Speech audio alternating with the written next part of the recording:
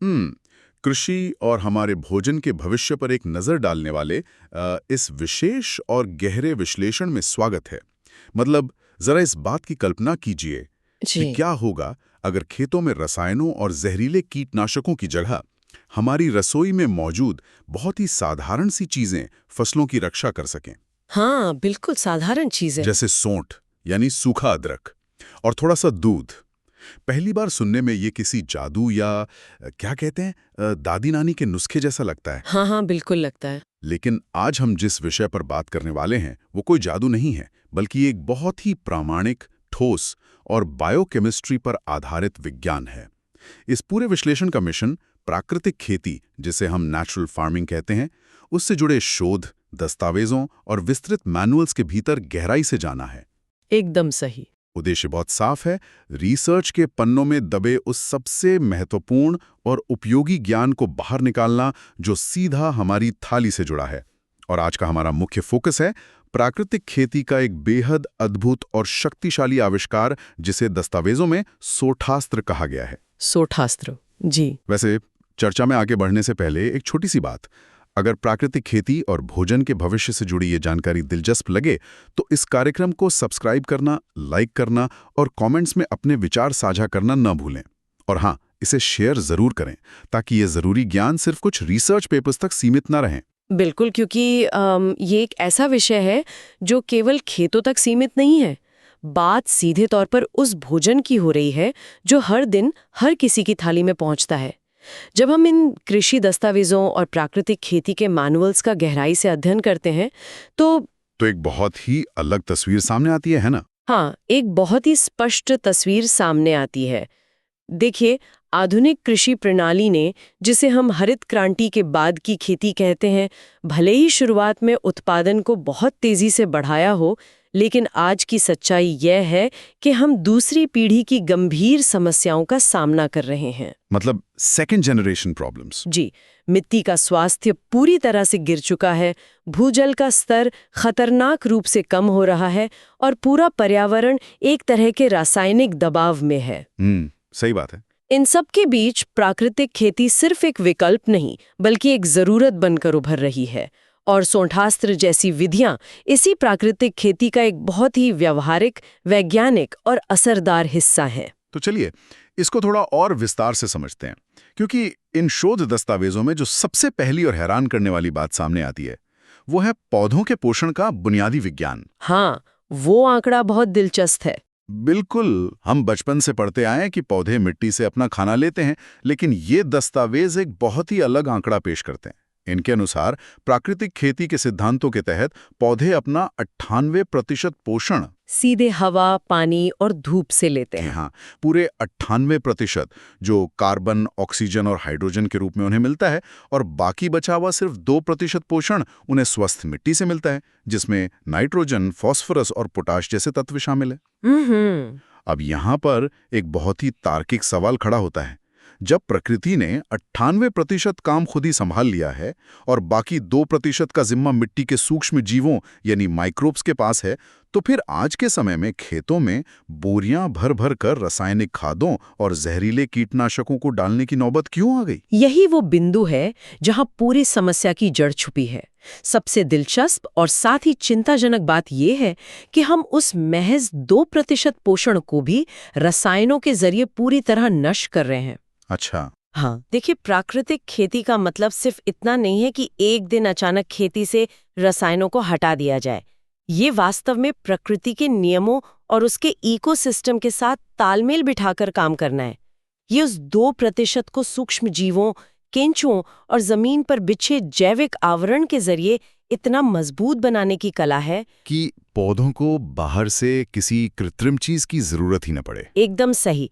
लेकिन जब खेतों में भारी मात्रा में रासायनिक फंगिसाइड्स या कीटनाशक डाले जाते हैं, तो वो केवल बीमारी फैलाने वाले कीटाणुओं को नहीं मारते, बल्कि वो मिट्टी में मौजूद उन करोड़ों लाभदायक सूक्ष्म जीवों को भी खत्म कर देते हैं, जो वास्तव में पौधे के लिए वो 2% भोजन तैयार कर रहे थे। तो इसका सीधा सा मतलब ये हुआ कि हम पौधे का असली भोजन बनाने वाले रसोइयों को ही मार रहे हैं। बिल्कुल, बहुत सही उदाहरण दिया आपने। जिससे पौधा अंदर से कमजोर हो जाता है, और जब पौधा कमजोर होता है तो उस पर बीमारियां हमला करती हैं। इसी कड़ी में जब खेतों में फसलों पर फंगस यानी फफूंद का भयंकर हमला होता है, जो कि सेब के बागों से लेकर टमाटर के खेतों तक एक बहुत बड़ी समस्या है, तो किसान मजबूर होकर फिर से बाजार के महंगे और जहरीले रसायनों की तरफ भागता है। जी। लेकिन हमारे सोर्स बताते हैं कि इस रासायनिक चक्र को तोड़ने के लिए ही प्राकृतिक खेती में एक बेहद सुरक्षित और शक्तिशाली अस्त्र का इस्तेमाल किया जाता है, सोंठास्त्र। बिल्कुल। सोंठास्त्र मूल रूप से एक प्राकृतिक फफूंदनाशक यानी नेचुरल फंगीसाइड है। इसका मुख्य काम ही फंगस और फफूंद से पैदा होने वाली बीमारियों को खत्म करना है। लेकिन ये रसायनों की तरह काम नहीं करता।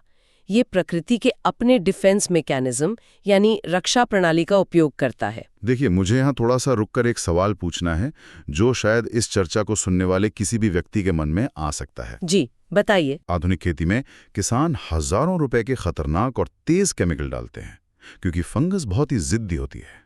ये रातों रात पूरी की पूरी फसल तबाह कर सकती है। अब हमारे दस्तावेज कहते हैं कि इस जिद्दी फंगस को हराने के लिए जो सामग्री चाहिए वो सीधे हमारी रसोई से आती है। हाँ, बिल्कुल, रसोई से। सिर्फ 3 चीजें चाहिए। 200 ग्राम सोंठ, जिसे हम सूखा अदरक या ड्राई जिंजर पाउडर कहते हैं, 2 लीटर देसी गाय का दूध और थोड़ा पानी, बस। क्या सच में ये 3 साधारण चीजें उन भारी भरकम रसायनों का मुकाबला कर सकती हैं? या ये सिर्फ एक देसी नुस्खा है जिसे भावनाओं के आधार पर बढ़ावा दिया जा रहा है? ये संदेह होना बहुत स्वाभाविक है, लेकिन यही तो इस पारंपरिक ज्ञान और पारिस्थितिकी विज्ञान की सबसे बड़ी खूबसूरती है। दस्तावेजों में सोंठास्त्र बनाने की जो विधि बताई गई है वो किसी अंधविश्वास या तुक्के पर आधारित नहीं है। अच्छा, तो इसके पीछे पूरा विज्ञान है? बिल्कुल। ये बायोकेमिस्ट्री का एक बहुत ही सटीक और बेहतरीन उदाहरण है। अदरक कोई साधारण जड़ नहीं है। विकास की प्रक्रिया में अदरक ने मिट्टी के भीतर मौजूद कीटाणुओं और फंगस से खुद को बचाने के लिए अपने अंदर बेहद शक्तिशाली एंटी फंगल यौगिक विकसित किए हैं, जिन्हें जिंजरोल्स और शोगल्स कहा जाता है। जिंजरोल्स और शोगल्स? जी। जब हम इस विधि पर नजर डालते हैं तो ये किसी उच्च स्तरीय प्रयोगशाला में हो रहे रासायनिक प्रयोग से कम नहीं लगती। तो चलिए इस प्रयोगशाला के दरवाजे खोलते हैं और इस विधि को बारीकी से समझते हैं। मैंने जब इन रिसर्च पेपर्स को पढ़ा तो इसे बनाने का तरीका किसी खास तरह का काढ़ा बनाने जैसा लगा। हाँ, कुछ वैसा ही है। सबसे पहले चरण में 2 लीटर पानी लेना है और उसमें 200 ग्राम सोंठ का पाउडर मिलाना है। इसके बाद उस बर्तन का ढक्कन अच्छी तरह बंद करके उसे तब तक उबालना है जब तक कि पानी जलकर आधा न रह जाए, यानी 2 लीटर पानी उबलकर 1 लीटर रह जाए। बिल्कुल सही। जब यह अर्क तैयार हो जाए तो इसे ठंडा होने के लिए रख देना है। यहाँ उबलने की प्रक्रिया शायद सोंठ के गुणों को बाहर निकालने के लिए है ना? एकदम सही पकड़ा आपने। सोंठ, जो कि अदरक का सूखा हुआ रूप है, वो स्वभाव से ही एंटी फंगल और एंटी बैक्टीरियल गुणों से भरपूर है। लेकिन पौधे की पत्तियों पर सिर्फ सूखा पाउडर छिड़कने से काम नहीं चलेगा। हाँ, वो तो उड़ जाएगा। बिल्कुल।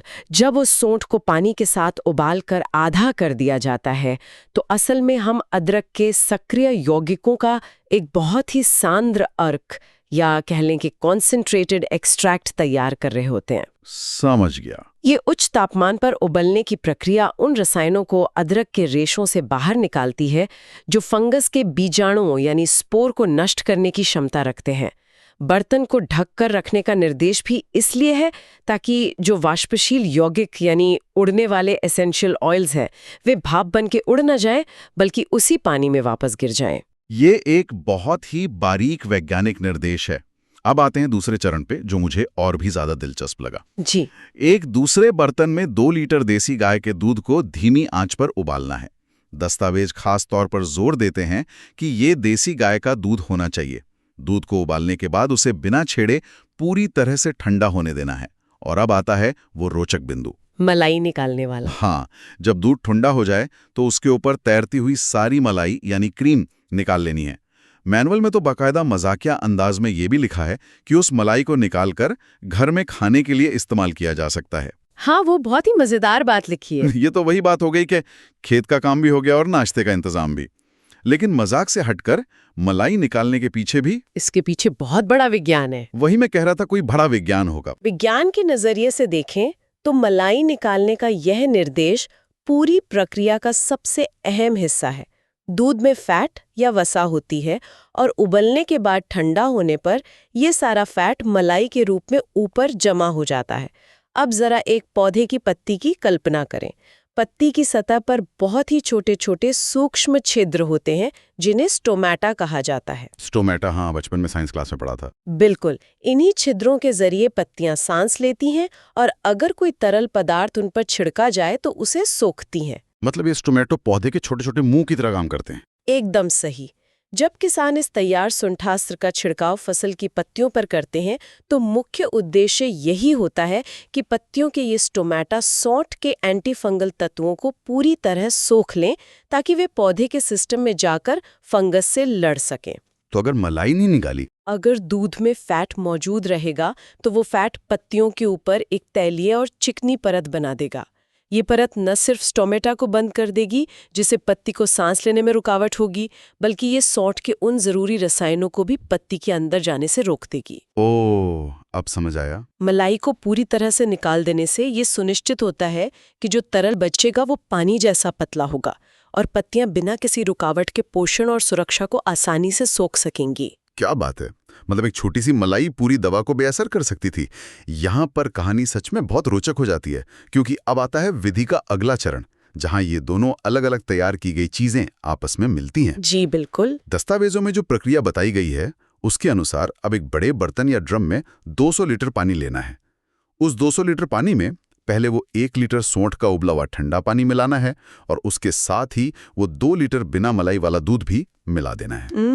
इस पूरे मिश्रण को किसी लकड़ी के डंडे से अच्छी तरह मिलाने के बाद ड्रम को टाट की बोरी, जिसे गनी बैग्स कहते हैं, उससे ढककर पूरे 2 घंटे के लिए छोड़ देना है। सिर्फ 2 घंटे का इंतजार।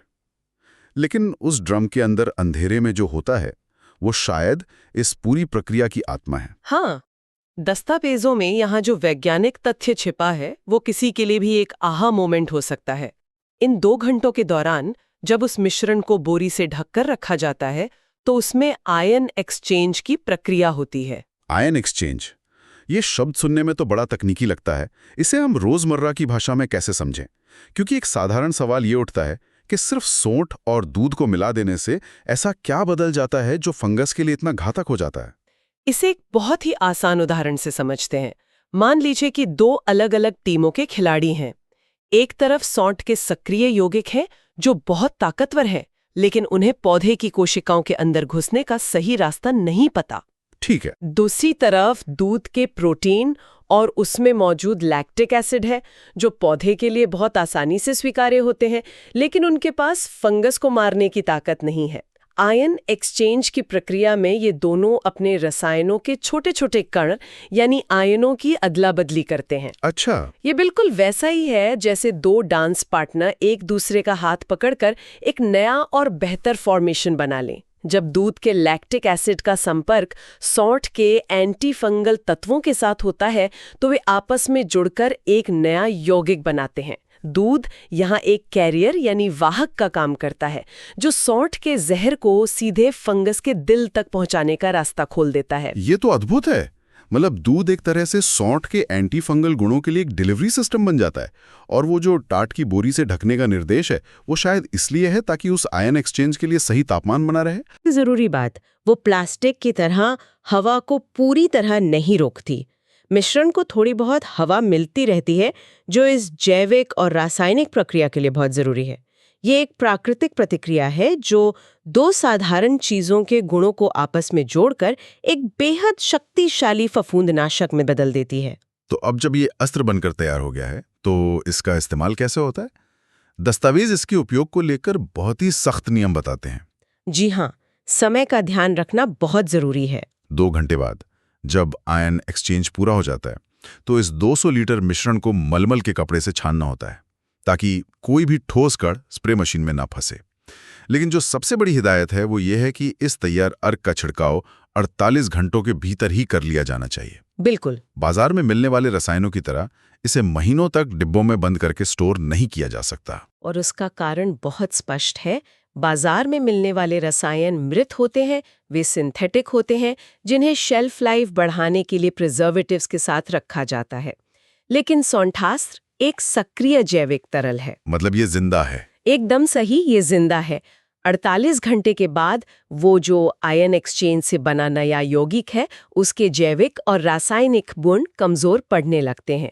इसके व्यापक प्रभावों की चर्चा करें तो दस्तावेजों में स्पष्ट रूप से बताया गया है कि ये सेब के बागों से लेकर खेत की आम सब्जियों और फसलों तक में बहुत असरदार है। सेब के बागों में फंगस की बहुत समस्या होती है। जी, खास तौर पर फोलियर डिजीज यानी पत्तियों पर होने वाली फफूंद और बैक्टीरियल बीमारियों के खिलाफ ये एक अभेद्य ढाल की तरह काम करता है। मैनुअल ये भी सलाह देता है कि फंगल बीमारियों के लिए सौंठास्त्र के साथ साथ खट्टी लस्सी और जीवामृत का छिड़काव भी किया जा सकता है। इसे 5% के घोल के रूप में सीधे संक्रमित पत्तियों और तनों पर स्प्रे किया जाता है। जब हम इस पूरे चित्र को एक साथ देखते हैं तो इसकी आर्थिक और पर्यावरणीय अहमियत साफ समझ आती है। हमने दस्तावेजों में ये भी देखा कि आधुनिक खेती में फंगीसाइड्स यानी फफूंदनाशक दवाइयाँ कितनी भारी कीमत पर आती हैं। हाँ, किसानों के लिए बहुत महंगी पड़ती हैं। एक छोटे किसान के लिए हर 15 दिन में बाजार से महंगे केमिकल खरीद कर लाना और छिड़कना आर्थिक रूप से कमर तोड़ देने वाला काम है।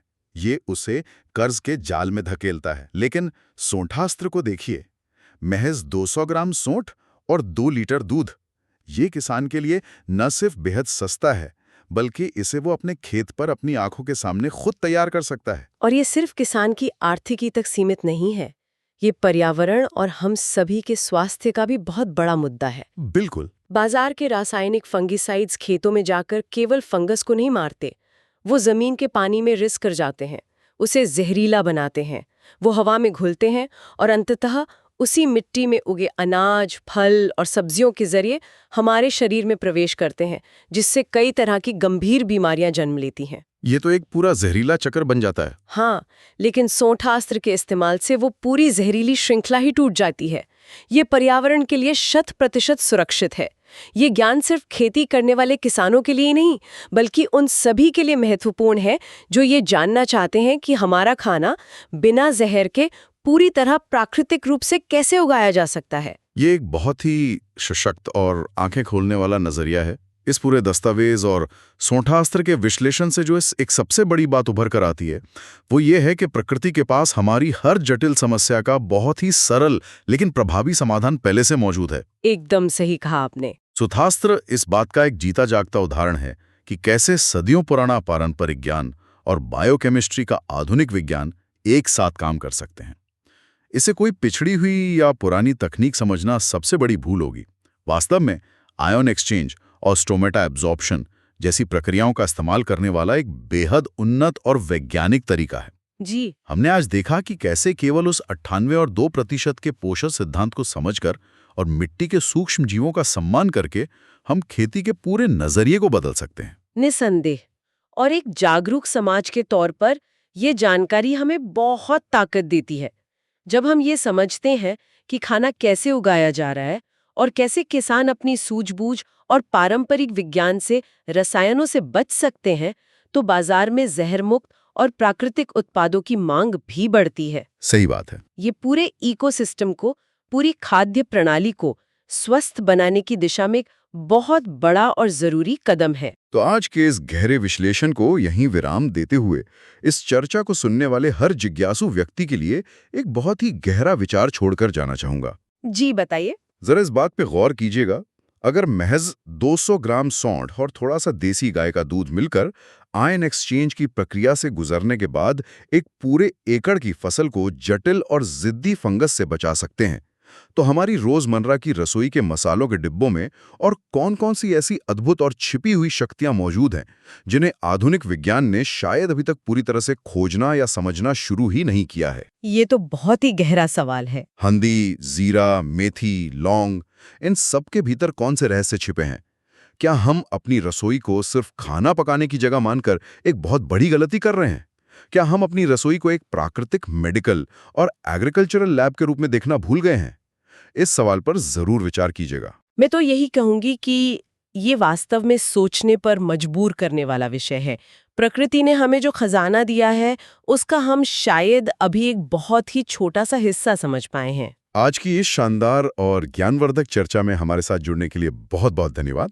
एक बार फिर याद दिला दें, अगर आपको प्राकृतिक खेती के विज्ञान पर हमारा ये विश्लेषण पसंद आया हो तो चैनल को जरूर सब्सक्राइब करें, इसे लाइक करें और अपने दोस्तों और परिवार के साथ शेयर करना ना भूलें ताकि ये ज्ञान आगे बढ़ सके। जी बिल्कुल।